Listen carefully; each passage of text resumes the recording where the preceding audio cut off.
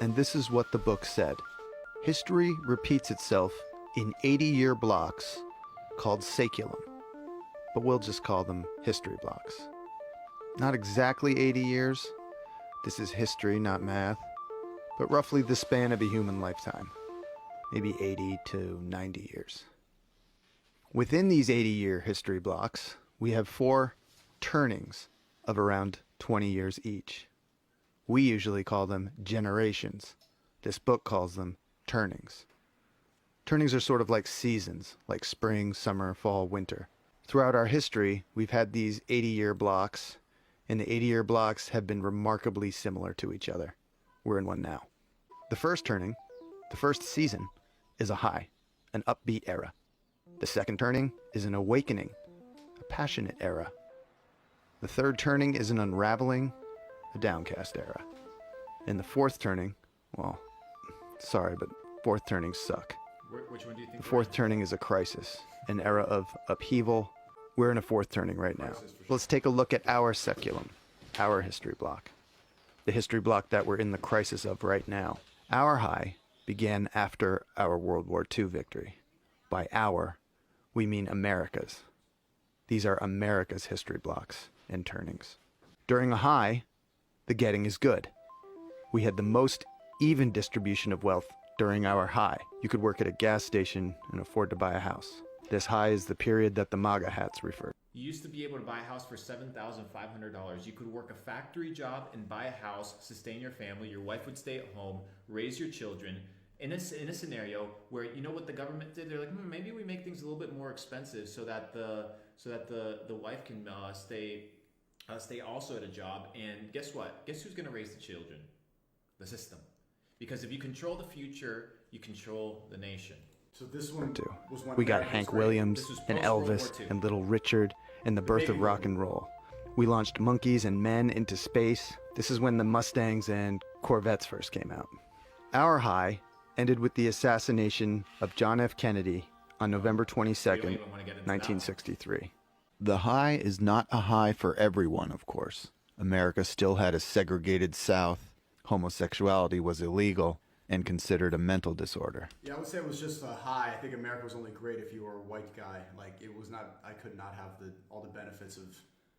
Sure, absolutely. But here's the thing. We need to take the principle, because it's not just at a U.S. level, it's at a global scale.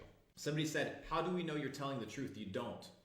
That's why it's up to you to make your own conclusions, do your own research, and figure it out. So you can believe monkeypox, you can go stay inside and quarantine again, or you can listen up. Like, pick one. Who do you think is right? The high is a period of conformity. The age of nonconformity and of social justice begins during the awakening, our passionate era. During the awakening, we had Martin Luther King and the Civil Rights Movement, acid, Vietnam protests and Vietnam itself, the women's liberation movement, Stonewall and the gay rights movement, great movies, great music. This is when the first Macintosh computer came out. The awakening is a time of increasing individualism. This second turning, this awakening, ended with the re-election of Ronald Reagan in 1984. Things get messy during the third turning, during the unraveling. We got the fall of Soviet communism and the beginning of the Russian gangster state. The greatest musicians of the time sang about violence and decay in their deteriorating cities. The LA riots, OJ, the bombing of Bosnia, and the Columbine high school shootings on the same day. September 11th, the wars in Afghanistan and Iraq. Our unraveling ended with the financial crisis of 2008. A fascinating fact about this book is that it was written during the last third turning, published in 1997. But the book predicts now, what's happening now in this fourth turning. And what's happening now is right on schedule. 80 years ago, in the last fourth turning, America had her Great Depression, then World War II.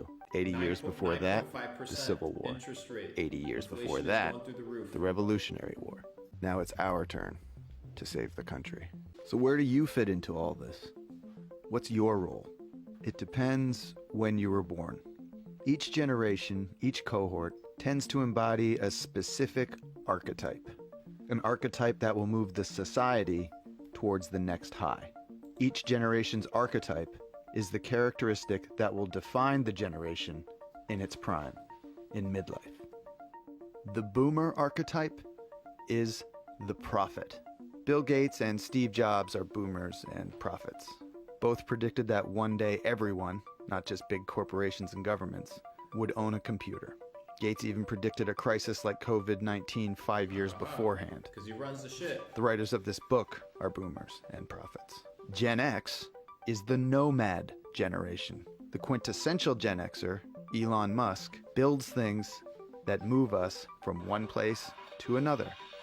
Rockets, electric cars, hyperloops, nomadic devices. But the millennials, raised during the unraveling, will emerge as the hero generation during this crisis. These are the Parkland High students, the frontline hospital workers, and Malala Yousafzai. The book says millennials will be the World War II heroes of our history block. We don't know what Gen Z will do, but they will be an artist generation. From them will emerge the next Bill Withers, Toni Morrison, or Bob Dylan, all born during the last crisis, all from an artist generation. I want to be that. The history block before ours ended with World War II and began with the Civil War, 80 years prior. The history block before that ended with the Civil War and began with the end of the Revolutionary War, 80 years prior. Every 80 years or so, something big comes along and changes everything. And now, we're at the end of our history block, right in the middle of our crisis. We're in the process of changing our world again. The authors of The Fourth Turning tell us that these crises are like forest fires. Unpleasant, but necessary. They clear the woods for new growth. As we work towards our next high, this crisis will tilt the playing field away from